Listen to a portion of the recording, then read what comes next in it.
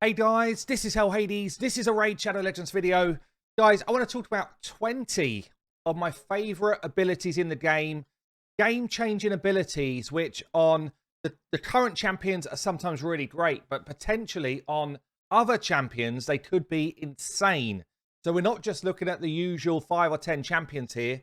I'm going to be talking about some rare champions, some common champions, as well as some of the big boys as well. But this is quite a fun one to do because actually you're going to probably uncover champions that you've just never heard of. And you'll be like, damn, that ability is actually rocking.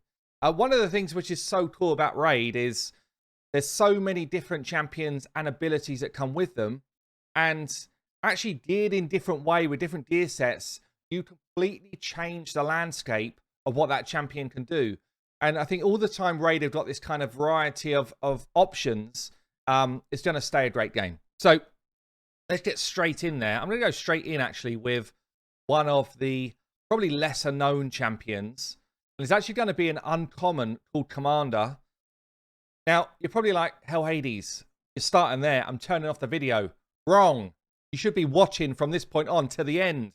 Because this is actually some fun stuff. So Commander, yeah, an uncommon champion. Are you going to level up Commander? Well, I'll tell you what, a lot of people do. For Faction Wars, but if this ability on her A2 was on a legendary or an epic champion and had other good skill sets to go alongside it, I mean, damn, it's one of the best heals in the game. It's one of the best heals. So heals an ally by 40% of their health, 3-turn cooldown, fills their turn meter. Completely fills their turn meter if this ally is fully healed. Actually really, really cool. So a lot of people use Commander to push forward someone like an Armiger to get back to his decrease turn meter as quickly as possible. So you're healing a tank whilst also pushing their turn meter on. It's a really amazing ability. And like I say, if this was pushed onto a better champion, damn, we would have something crazy going on. So Commander was first on the list. Next one up is going to be someone that we can all farm. Just got it on my free-to-play actually. Drexar Blood Twin. I'm calling out his passive because HP burn has risen in value so much over the last kind of 6 to 12 months. And every time he takes a knock, he's got a really strong chance, especially if booked, of placing HP burn on the enemy. This is the one and only boss killer for Doom Tower. Doom Tower hard. You will see so many teams running Drex across the board because HP Burn's consistent way of doing damage. He also becomes a fantastic spider tank when you get around stage 20. And he's like that, hit me, hit me. And when he takes a knock, they start to burn. And when they're burning, they're going down quick. So Drex passive is up there as one of my favorite 20 abilities in the game. Who's up next? We have got, we can't go into a kind of top abilities without talking about this young lass. Doom Priest, I guess you could throw two Hanorrak in the same boat as this one, but the passive ability is bonkers. Honestly, it shows how good this champion is. And her value is rising, by the way, because Hydra Boss is coming along. Her value is rising again. The rest of her kit, honestly, is crap. Her kit is so trash. But this passive keeps her coming back into team after team after team. You know, goodish stats, but heals allies by a relatively small amount, 7.5%. It's not bad. But the cleansing a debuff every time she has a turn is just straight up crazy good. Especially as the bosses have developed more and more to just be throwing out debuffs like sweet candy. So yeah, Doom Priest up there as one of my favorite abilities in the game. I guess we talk about now another epic. Probably an epic and legendary at the same time here. Geomancer stroke Brogni. Their passives used to be about the same. Now they're a bit different, but similar feel to them. So Geo's passive, reflecting damage when his HP burn is up there. It's straight up crazy. On any boss fights, clan boss, it's even with the nerfs, guys, or the changes. I won't even call it a nerf. The changes, he is still straight up one of the best champions in the game. And this is one of the best abilities, I think, in the whole game. Top 20 for me. So when he takes damage, deflects some of that damage, but also has got a chance to basically get those Warmaster type procs away. So Geo's up there, and Brogni's passive is kind of the same. Albeit his whole kit is amazing, but Brogni's passive kind of the same. When someone's under a shield, reflects damage, you can get Giant Slayer procs away with this one. So both of those guys absolutely nuts because of their ability there. Let's go on to a legendary champion who is best in class, basically. That's why we're pulling out Iggy. Iggy has got HP burn that cannot be resisted, which means all of those crazy high accuracy requirements that you need for Doom Tower and that type of thing, throwing out an HP burn, you're kind of like, is it down to land, isn't it? Iggy's like that. Gotcha. You can't resist mine. 100% chance to land. It's on a 5-turn cooldown, which is quite long, but he throws out the HP burn, can't be resisted, and obviously HP burn, as I've already said, one of the best abilities in the game. So Iggy does it better than anyone else. Okay, let's go on to I guess this one, can't do a list like this without calling out Seer. Seer's A3. Oh, mama! It is going to just slay enemies after enemies. It's probably up there as top 2 most sought after abilities in the game. Again, imagine if just someone else comes out in the game that's similar to this. It's freaking awesome. So enemy max HP skill anyway. The further you get through the game, the higher the enemy HP has become on everything. And you just got to load the team up with buffs. You don't even need accuracy if your team's got a load of buffs. You don't need accuracy because you're not stealing anything off of the enemies as long as you've got enough buffs. If you're waiting for the enemies to buff, then you need accuracy to rip theirs off. But otherwise, it's just straight up 100% crit rate, load up the crit damage, and watch people fall down. Okay, let's go on to another orc.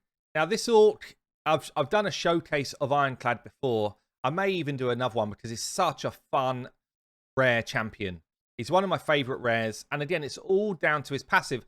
A lot of these you'll notice, actually, the passives are what make the champions interesting. The passives are what push them on to be totally unique. And I love the way Raid do this. So this passive here, when healed, will attack all enemies, inflicting damage proportional to any surplus heal.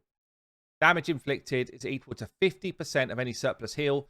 So you can get someone like an Apothecary, a Sethalia, one of the big boy healers, and they're the 2 best ones, I would say, for just straight up heal him before you've taken any hits. Yeah, so if you go first, if he's in something like Savage gear, he will straight up nuke enemy waves. I've seen Senti. Senti was the first person who kind of got me onto this. Great guy in the community. I've seen him use Ironclad with Apothecary in rare secret rooms, just breezing through the secret rooms, 2-man in it. It's very cool. And this guy, again, like, the rest of his kit is okay. It's okay, but pretty bad, honestly. So imagine this passive on a better epic or legendary champion with a better overall kit. Damn. I just feel like stuff like this, I wish they would roll it onto a couple more just to kind of spread the love. But yeah, Ironclad, absolutely insane ability on his passive. Okay, let's have a look at a couple of demons. So I need to call out Allure just because Array 1 is just so nuts. She can keep somebody's turn meter down forever. Yeah, there's not anyone else in the game against a single target that can do the work that Allure does. Literally switch everything else off. And she's like that. Pew, pew, pew, pew. And even against weak affinity, or her weak affinity, she's keeping turn meter down. She's doing it.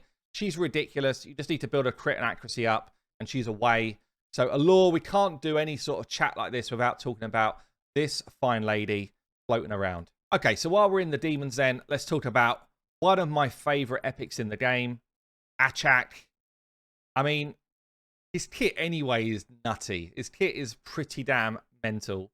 And kind of like, it's a combination of his A3 and his passive, which I love. So if you book him out, 90% chance to freeze everyone. Perfect for Spider. Give him the ability to get an extra 5% with masteries. Even better. But basically, he will freeze 99% of any opponent you face within Raid. Because generally, even defensive-based champions in PvE stuff, they seem to throw their attack up really high, higher than their defense. So basically, we'll freeze almost everything in the game with this A3. But then the passive kicking in alongside it, giving you turn meter gain for frozen enemies is sweet. It's so cool. And if you've got people burning at the same time as well, damn, the passive gets even better. So Achak is one of my favorite champions in the game, but also this ability is an absolute game changer if you're struggling with Spider. So Achak's in there. We're going to go for one more in the demon spawn. And it's going to be Kymar. This is Kymar stroke Renegade, really. Both of them kind of do the same job. But the A3 ability here, it's the A3 on Renegade as well. Reset the cooldowns of all ally skills. What a fun ability this is. So you're kind of rotating through all of your main damage nukes. And then Kymar's like, let's do it again. Renegade's basically the same. She's like, let's kind of do it again if you've got relatively low cooldowns. But it's nuts. It also gives you a turn meter feel, but it's the reset, which I love. And again, I'd love to see it on some other champions down the road, maybe more defensive-based champions. Imagine if it was places a hex on all enemies and resets the cooldowns of all skills. Something crazy. Anyway, we're going above ourselves. But yeah, Prince Kymar Renegade, another crazy ability. So what else we got? Let's go on and talk about the Arena Slayer. I mean, he's an all-rounder, honestly, but he's so damn ridiculous in the arena. And it's because of his A3. Again, there's other champions that have got a kind of a glimpse of this. Yeah, so someone like a Basher does the same type of thing, but not as effectively. But Warlord locks out all enemy skills. He puts them on full cooldown. If someone's got a 5-turn cooldown, I tell you what, you're not seeing that again for 5 turns. Warlords like that. Come at me with your A1s, boys, because you are not using anything else. He's also got a chance on the same ability. So if that was it for the ability, he'd be like that. Flipping heck, that's ridiculous. With the same ability, he can also take down the enemy's turn meter. It's like, what the hell? What the hell? 4-turn cooldown. Warlord's A3 is absolutely nuts. Okay, let's talk about a few undeads then. So there's a few in this camp. First one I want to call out is Vogoth. I mean, what a beast. What a beast this champion is. Generally, he's a beast. But it's his passives, which I love. So his healing passive, whenever this champion's attacked, heals all allies by 50% of the damage. So in that arena hit where you're taking a lot of AoE damage, he takes the damage. As long as he's at the back of your team, he's got to be in the back for this to work. He then heals everybody for half of the damage he takes. If it's a double hit, takes damage, heals. Takes damage, heals. He's loving it. If you've got him in your team for wave-based content, it's very difficult to die. It's very difficult because he just provokes, uses his passive. It's so cool. So, yeah, Vogoth. I mean, you could double up with this other passive as well, to be honest. When attacked, puts Leech out there. He's just an absolute heal machine because of his passive abilities. So also in the Undead Sen, we've got a few that we could call out, but I'm going to call out Necrit's passive as well.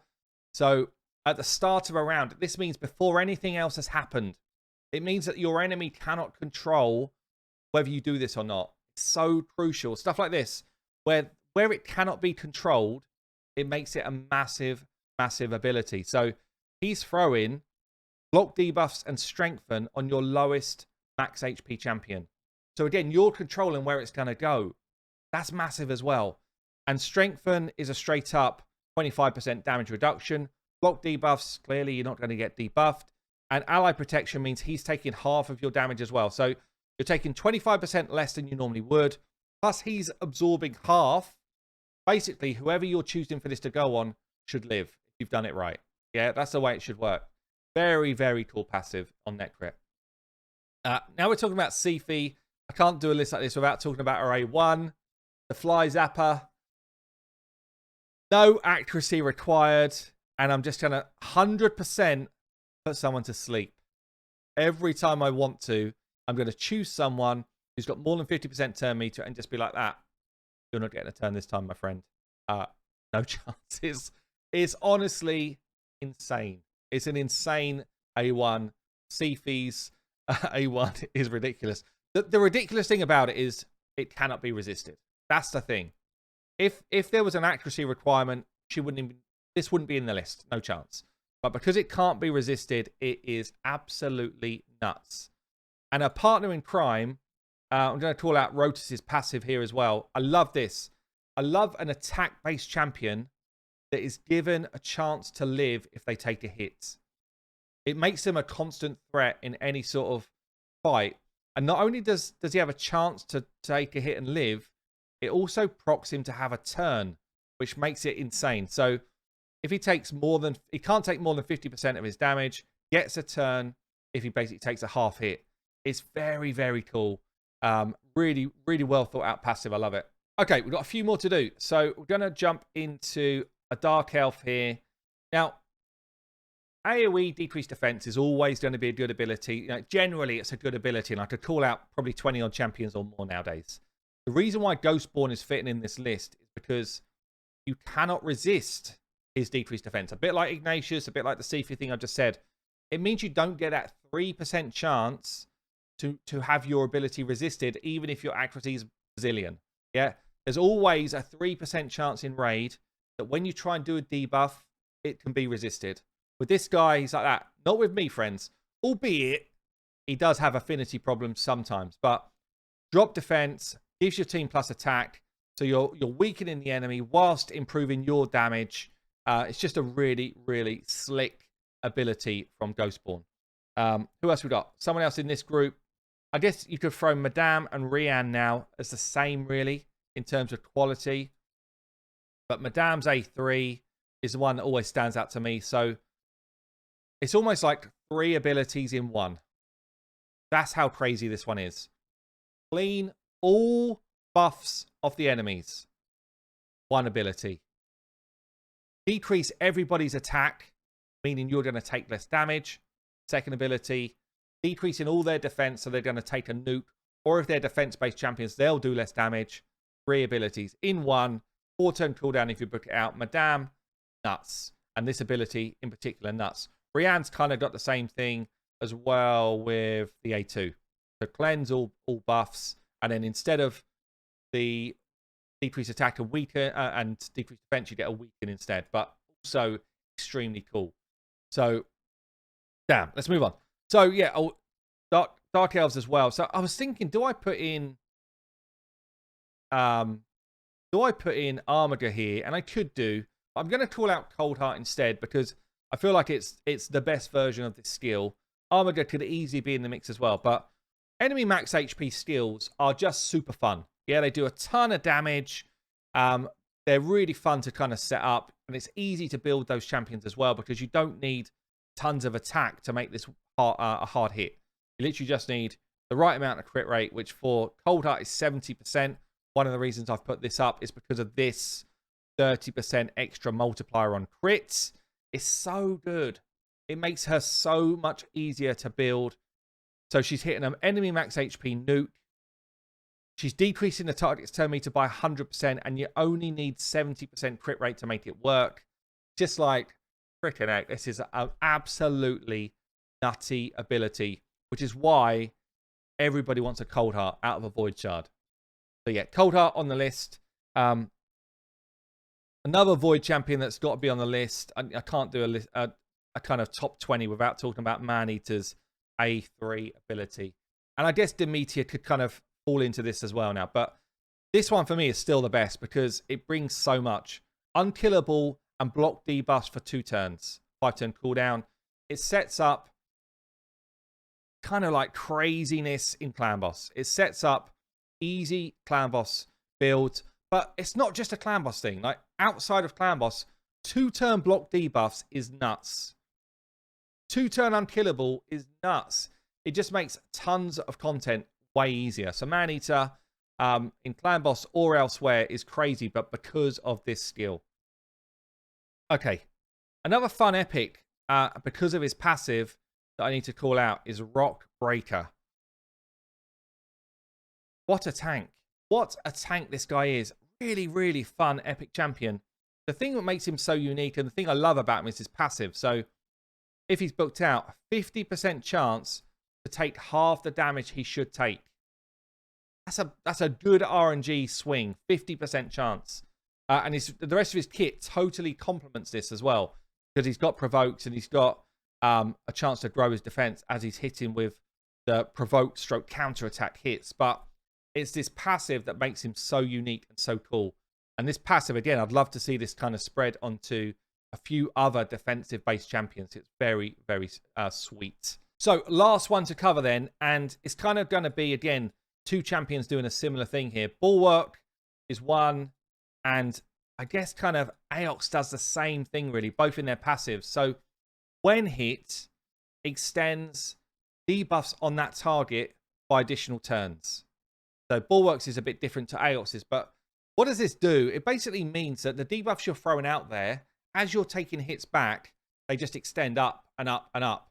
And it just makes them have so much value in the game. And again, just in terms of an ability or a passive, for me, this is a game changer in terms of keeping the right debuffs on opponents, especially when you're fighting something like Ice Golem, where you need that decreased attack on, or Clan Boss when you're trying to ramp up poison damage, or trying to keep decreased attack on again.